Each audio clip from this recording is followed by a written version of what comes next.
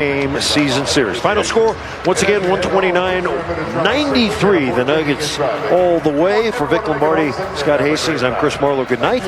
Now let's get it back to Katie Winge and Chris Dempsey for Nuggets Postgame Live, presented by Toyota. Take it away. All right, thank you very much. I'll say it since none of them said it. Yeah, There's also a Munder tonight. One of the few. You held them under 100 points. Yeah. The defense tonight, you had 13 blocks, 12 steals. So while everybody's talking about the offense, the defense was also present against a Utah Jazz team that does struggle to score. How would you describe the way the Denver Nuggets handled their business tonight? Well, I think I would say just that. They handled their business. And look, what I was looking for out of this basketball game, beating the Utah Jazz is whatever. But how did you beat the Utah Jazz is really the question here. Did you start to lay down a good foundation defensively? Yeah, you did. You held them to 35% and all those numbers that you just mentioned. And so the question for this basketball team is, as you go forward, are you playing the right way? Because if the Nuggets are playing the right way, obviously they can beat anybody in this league. All right, Chris Marlowe said it. The Nuggets had never swept the Utah Jazz in a 4-game season series until tonight. They accomplished that by beating the Utah Jazz by 36 points, including this 62-foot 62-foot from Nikola Jokic. We're going to be joined by Nuggets rookie Deron Holmes on the postgame show, which is coming up next. Stay tuned. The Denver Nuggets get their biggest win over the Utah Jazz in the history of these two teams. Denver beats the Jazz by 36 points. It is tied for the 7th largest win in the Malone-Jokic era. The vibes were high on Rocky's birthday, and so were the dunks. They were also up there as the Denver Nuggets beat the Jazz 129-93. Winning tastes great, presented by Miller Lite, and this is Nuggets Postgame Live, presented by your Front Range Toyota dealers. Katie Winge, Chris Dempsey, and a very full Nuggets Nation in Colorado Social showing up on a Friday night to celebrate this Denver Nuggets win. Demps, we talked about this before the game. Handle your business in the right way against this Utah Jazz team that hasn't been playing great basketball at this point of the season. What did you see from the Nuggets? Yeah, because Utah's objectives are way different, right? They're trying to get Cooper Flagg in the lottery. But for the Nuggets, what they're trying to do is end the season playing the type of basketball that you need to play to be successful in the playoffs. And this is the kind of game where you can start to really get yourself in the right space. Now, what you got to do is take a team seriously, start to really attack your deficiencies, and then get yourself on that road. They did all of those things here today, and it really started defensively. If the Nuggets are going to do anything in the playoffs, it's only because their defense is going to come through for them. Well, okay, now you started off really well here. You got some tough teams coming up. Can you build upon this from that area? We want to let everybody at home know, and all of you Nuggets fans here know, that Deron Holmes, the Nuggets rookie, will be joining us to talk about how his rehabilitation is going and just how his first season has been going as well at some point during the show. But right now it's time to go all in, presented by Ball Corporation. All in for the Nuggets, aluminum all in. Nikola Jokic, who is always all in for the Denver Nuggets. Another stellar performance from the Joker tonight, 27 points, 14 rebounds, 6 assists, 4 steals. How would you describe his impact? Yeah, and didn't even have to play in the fourth quarter, which is the best part about it all. You're right. So, look, he missed 5 games out with the ankle injury, and he's just come back. He looks healed and healthy. He looks like explosive and certainly quick on his feet and nimble on his feet. And that's what we're looking for after missing 10 days, from playing. And he just got straight to it here tonight. He knew it. He understood the assignment. That shot right there was amazing to end the first half.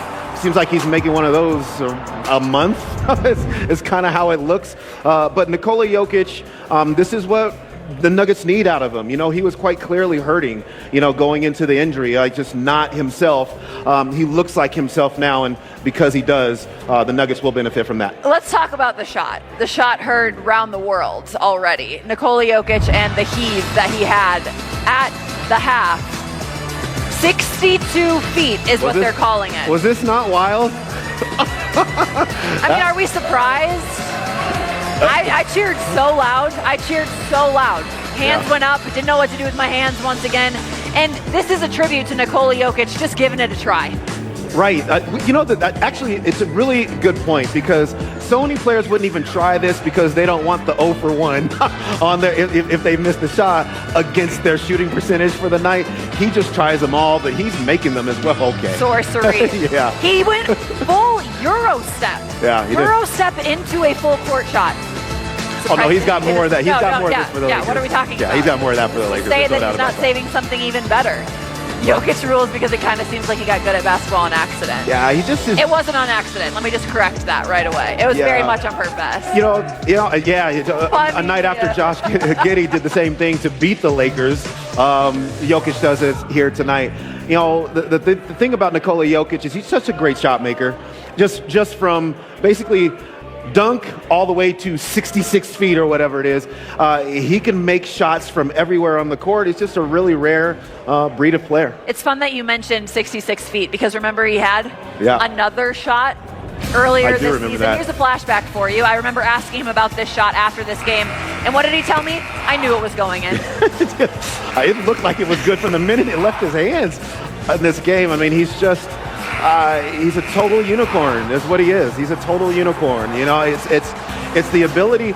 You know, I heard somebody say this, and I just agree wholeheartedly, which is Nikola Jokic is a modern day center, right? From the aspect that he steps out and hits a three. You can run real offense through him, but also he could play in any era because if you put him on the post, it's just bully ball into the post, into the rim. So the rarity to be able to have a player that can do both like that, it just is really amazing. A generational talent. Oh gosh, yeah, he's a legend. I mean, he's a walking legend, is what he is. Already. Let's talk about a few other players for the Denver Nuggets that had big nights tonight. Michael Porter Jr., another good shooting night for MPJ. 7 of 10 from the field, 20 points.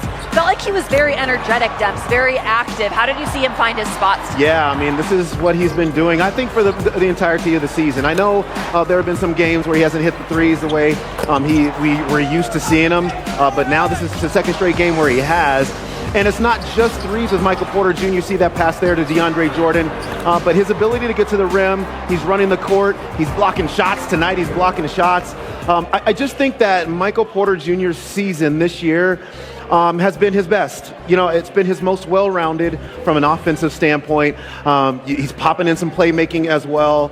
I hope for him that we kind of switch the lens on how we evaluate his play, because I think we evaluate his play as just a three-point shooter. And I think he's not just a three-point shooter anymore. And when you look at him through that altered lens, you see what he's doing this season: 18 points per game, 7 rebounds per game, 50% shooting from the field, 40% from three.